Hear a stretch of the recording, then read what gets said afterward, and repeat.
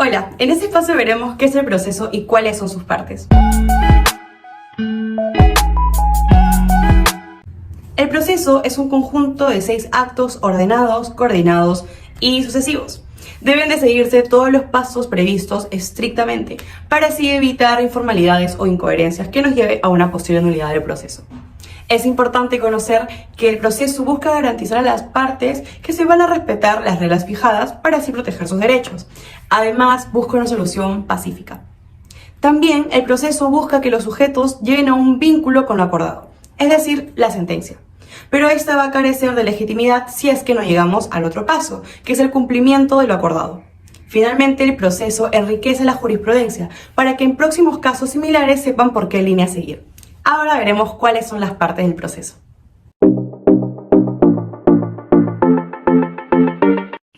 Todo proceso, indistintamente de su especialidad, está dividido en etapas.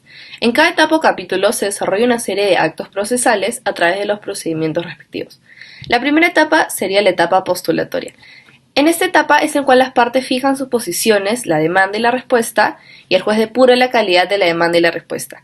La segunda etapa vendría a ser la etapa de saneamiento. El juez se podría decir que limpia el proceso para que éste se inicie correctamente y elimina todos los vicios que contengan la demanda y la contestación. En tercer lugar sería la etapa de fijación de la controversia. El juez 1 fija la controversia, lo relevante, fija las reglas de proceso y admite los medios de prueba pertinentes. La cuarta etapa sería la etapa probatoria. Se actúan los medios de prueba. Es la parte más activa del proceso. La quinta etapa sería la etapa resolutiva, a cargo del juez. Se agota en un solo acto con la sentencia. Ejercicio de razonamiento, motivación, argumentación y valoración probatoria. La sexta etapa vendría a ser la etapa impugnatoria o de revisión. Es la apelación de la sentencia, continuación del juzgamiento en una segunda parte, confirma, revoca o anula. Luego la siguiente etapa sería la etapa de casación. Sería una competencia exclusiva de la Corte Suprema. No todos los procesos pueden llegar a la competencia de la Corte Suprema. Además de etapa, es una institución procesal. Su finalidad propia es la cosa juzgada y su finalidad impropia es el saneamiento del proceso. La última etapa sería la etapa de ejecución. Concluir el proceso, lo resuelto debe ejecutarse obligatoria o indefectiblemente.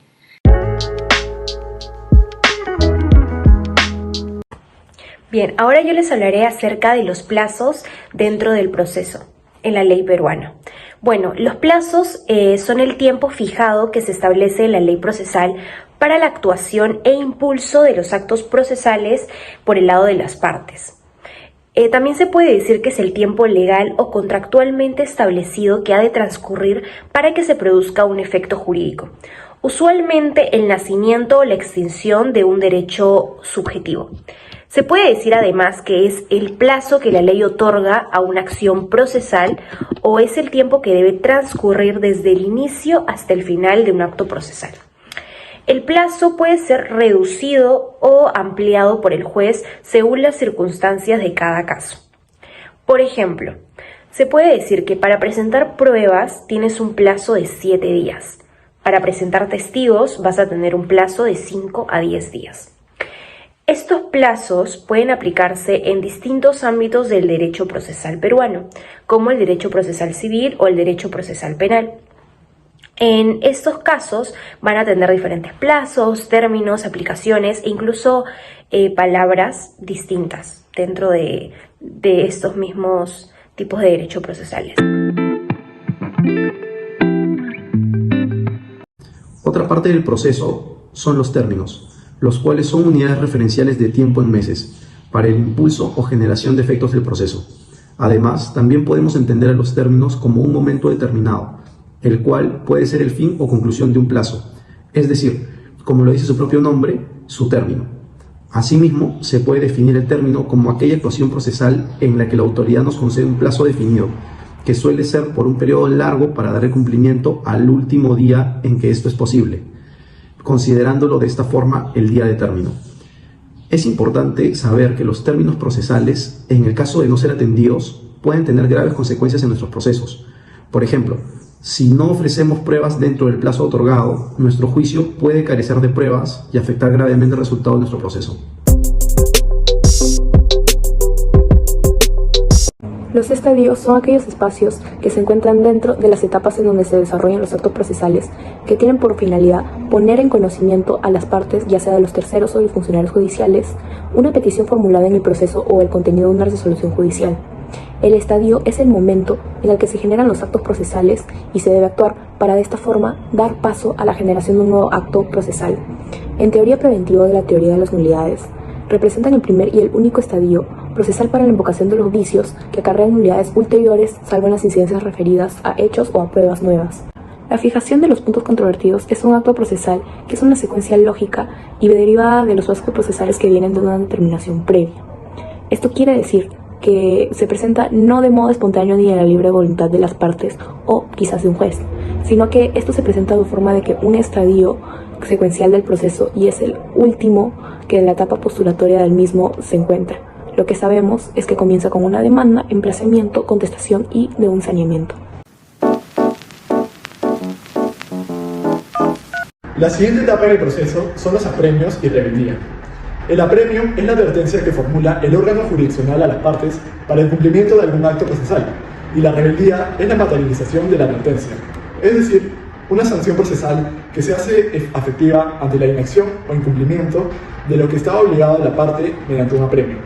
Por ejemplo, no habiendo el demandante presentado el documento requerido, se hace efectivo el apercibimiento decretado, prescindiéndosele del caso.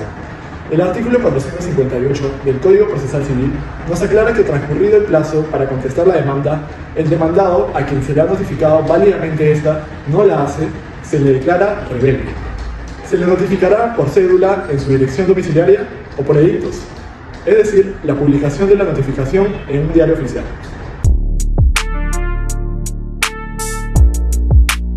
Es evidente que la virtualidad, la cual prácticamente está presente en todos los ámbitos de las actividades del ser humano, es de suma importancia.